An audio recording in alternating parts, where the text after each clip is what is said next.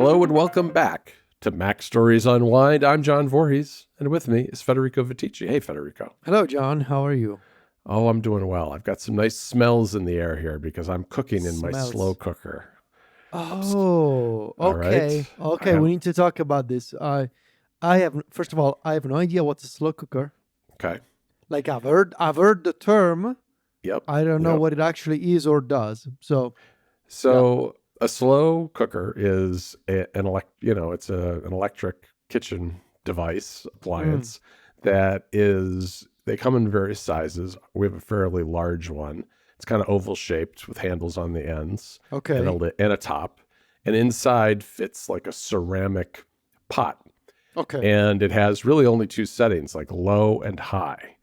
Okay. And what you can do is you just put a bunch of stuff in there. Okay. You put it on low and you cook. You let it cook for like 8 hours, usually, a lot of dishes. So it's good for certain things. It's good for like if you want to slow cook some meats, like you're making an barbecue, but you're not using like a smoker or anything like that. You just want to slow cook some meat so that's really tender with, barbecue sauce or some sort of other marinade or something. Or you can make soups this way, soups and stews and that sort of thing. And what I'm making falls along those lines, which is I'm making red beans and rice, which is a Cajun dish from Louisiana. It's a what? It's Cajun dish. Cajun is French Creole. It's a part of when the French settled in Louisiana in the United States. It's a whole culture that developed in that part of the world, because that part of the United States, because that's where a lot of the French settled, and I'm not super familiar with it all, but the food is very good. Okay. It's a very particular kind of spicy southern food. And so it's red beans, it's peppers, celery, onions, and some andouille sausage, which is a Cajun type of sausage. This is chicken sausage that I'm using, not pork sausage. But in any event, you put it all in there. Did you say, what did you call it? Andouille sausage. How do you spell it? Let me see how you spell it. Maybe because I think that's an Italian thing. Is it Andouille?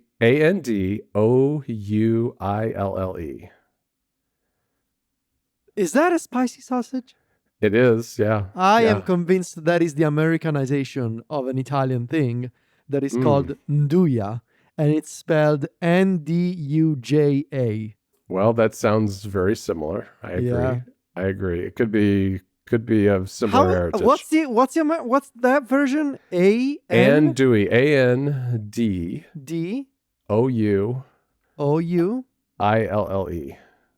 ANDOUILLE. Let's see. So this sounds very it sounds similar. Yeah. But it's different. Interesting. So this is smoked. Yes, it's very smoky. Very smoky. And usually it's pork sausage. Oh, yeah. So it's on Wikipedia, they say nduja, a spreadable pork salami from Calabria, probably originate. Oh, so it's nduja that is a variation of ndouille. Oh, interesting. Huh. See, I had no idea. It was introduced in Italy in the 13th century. Huh. Okay. The more you know. All right. Exactly. So it's got the sausage in it and some water and some Cajun spices, which are pretty spicy. And it's just cooking upstairs in the kitchen all day, and I'll have it for dinner over rice. Is usually how it is served. So help me understand here. So this slow cooker, is it just using electricity, or do Yes. Okay, and so it's on a very low setting. So it's like a very low oven, basically. Yes. You could probably do the same thing in some sort of pot in the oven if you had it on a very low temperature setting. And this is just sitting on the counter with the lid on and it's actually cooking on high. This is a meal that gets cooked on high for whatever reason for 7 hours. So I made it about 10 o'clock this morning so that it'll be ready this evening when Jennifer gets home from work. Right. So you would eat this tonight? Yes. There's enough that I'll probably freeze some of it too, because it made a lot. Nice. Slow cooker. Interesting. Slow cooker. Interesting. So this is different from when people put the meat. Like this is also obviously I don't eat meat, so I wouldn't know. But I see people like doing this very slow cooking for like meat when they put the meat like in a plastic bag, and then they put the plastic bag like in water, like very low temperature for like 20 hours Oh or yeah, like something. sous vide kind of Yeah, cooking. yeah, Yeah, I yeah. suppose it's a little like that. It's not in a bag or anything. It's just, and the sausage may have even been pre-cooked that I bought. So it's just a matter of mostly what's happening is that the dry beans are, they're reconstituting with the water. They're becoming soft, and the Right. vegetables are cooking. So yeah, it's you could probably have this without the meat in it. I think I would if I had this without the meat, I would substitute something like tofu and maybe season the tofu somehow. I think that would be perfectly fine and taste good. I substituted chicken andouille sausage just because I didn't want to have the pork, but yeah, typically pork is how you would do it. Nice. Okay. Interesting. Yeah. All right. Well, I think you're one step removed from buying an air fryer at this point. Yeah, we've had an air fryer before. Oh, you've had it. So Yeah, I'm not a you've had fan it of. before it got viral and everybody is getting Well, it. no, it was pretty big by the time we had it, but one of my sons wanted it, and I don't know. It's in the garage in a box right now. It did not get unpacked in the move, and I'd like to get rid of it. So yeah, So it it's wasn't a success. It wasn't a success. not really. I mean, we have a toaster oven, which is kind of a similar thing to begin with. So I don't really feel like it's necessary. I mean, there are a lot of toaster ovens that are combination air fryer toaster oven. Really, what an air fryer is, it's like it's a convection oven. It's a tiny convection oven. Basically, it blows hot air, whereas a toaster oven uses hot coils. So it's just a little bit different the way they work. But I don't really miss not having an air fryer, to be honest. Okay. Thank you for the kitchen update. That is the kitchen update. So we're gonna make a little stew to stay warm this week. It's temperatures are up and down. You got to stay warm, have something good and warm to eat for dinner. All right. Why don't we talk about our latest project at MacStories and beyond MacStories, in fact? Yes, yes. So this week we launched NPC XL. Now, NPC, Next Portable Console, which is the podcast that you and I do with Brendan Bigley. We've had that's been around for several months now. We started it right after WWDC, I want to say. Yeah, we've had it for about 9 months or so. It's 8, 9 months. Yeah. Yeah, and it's gone really well. I mean, I think we all feel the same way. We love working together. There's more news coming out about the handheld gaming market than we could cover in a bi-weekly show because we were doing it every 2 weeks on Tuesdays. And so we did like 3 things. We decided to make the show weekly, so it's weekly for everybody now. Yes. So double the NPC for the whole world. But we also launched a bonus show called NPC XL, where we do a deep dive on a particular topic or tell some stories about the old days, about our handheld experiences. And that was launched via Patreon, which is a new thing for us. It's a $5 a month Patreon. You can go, I'll put links in the show notes if you're interested in checking it out. But if you sign up for the Patreon, it's really simple. $5 a month gets you an extra episode of NPC that's a little different, a little more in depth.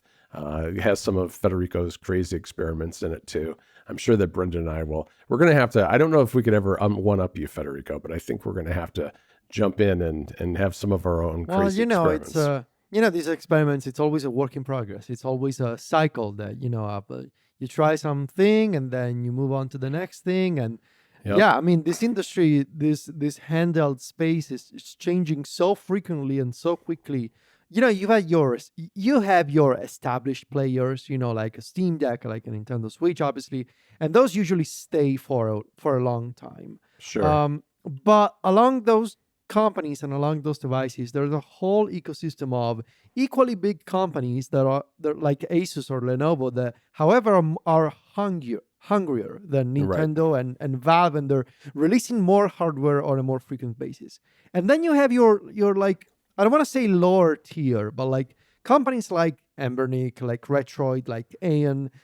They make devices of all kinds, from $50 up to $300, and they have a whole lineup of these devices. And these companies, usually from China, it seems like there's a new one, there's another one of these companies every few months. Yep. And so when you combine that with the established players, with the fact that now mobile gaming on phones, thanks to emulators, continues to be very much a thing. All the things that are now possible between iOS and Android, all the weird form factors that are happening in laptops, for example. Now Right. it seems like everybody wants to do foldable and rollable displays. Yeah. Things that are happening in the eyeglasses scene. So things like, the X-Real glasses or the virtual glasses or headsets. Like, the definition of portable means a lot of different things these days. And it seemed like the obvious thing to do a couple of things, actually, to say, well, we're going to do NPC on a weekly basis instead of every 2 weeks. We're going to do it every Tuesday. You're going to have a new episode of NPC. That also allows us to talk about the latest news, sooner than, say, in 10 days, right? Right. But also, like, it made sense for us to say, well, but what about these deeper dives, these deeper topics? It seems like an opportunity for us to form a better relationship with our listeners by charging for it, by having a listener base who's actually paying for extra content. And also, in the future, we'll be able to participate in things like, polls on Patreon, for example, or participating in the excellent Discord server, right? That we are, teaming up with the folks at TWG for the Discord. So it's a lot of different things that came together, and it just made more sense for us to do NPC this way. Yeah, exactly. And the other thing we should mention too is that NPC has its own YouTube channel now, and people might wonder, why did we split NPC off as its own YouTube channel? It's not because it's leaving MacStories at all. It's because of the way the YouTube algorithm works more than anything else. We were essentially, both NPC and the other shows on MacStories were being effectively penalized by YouTube's algorithms because, every 2 weeks a show would show up and it would be categorized as gaming, where everything else is in the technology category. And that just does really weird things for discovery. Really didn't like YouTube. it. Really didn't like it. No, didn't like it at all. So, as much as I'm not super excited to be managing two separate YouTube channels, it was the right thing to do. And it'll give us an opportunity to kind of keep that self-contained, and I think it'll flourish a little better, both NPC on its own, but also the other MacStories podcasts on the MacStories channel. So, that's what we're doing. It was fun. Our very first episode for XL, the paid version, is all about the Sony PSP, which it was a good topic to start with because it really goes back to some of your earliest days as a handheld gamer back when you were like 16, 17 years old. And then you have Brendan, who is also a co-host on Into the Aether, who's working on a very big project where they're going to survey the entire catalog of PSP games. And so he's been working on that for at least a couple of months now and has been down the rabbit hole, not only of the games, but also the hardware itself and mods of the hardware. And then I had never had a PSP in my life and just picked one up just literally a few weeks ago. So it was a nice range of experiences with the device. And we actually, we don't plan to do this every week, but we recorded the day before we released it because I had a bed being delivered last week when we were supposed to record, and I couldn't get out of my delivery guy appointment. So we ended up doing it the day before, which made for a little extra work on Monday, but it all turned out really well, I think. Yeah. And we're super thankful, everybody who checked out NPC XL on Patreon already. We have a lot of ideas in terms of things we want to talk about in the future. And it feels like another pillar of the things that we do, with MacStories, with Cloud MacStories, and now with NPC XL on Patreon. Like, I've always been in favor of diversifying the things that we do online, and especially after you work and you create content on the internet for such a long time as I personally have. I mean, I started in 2009.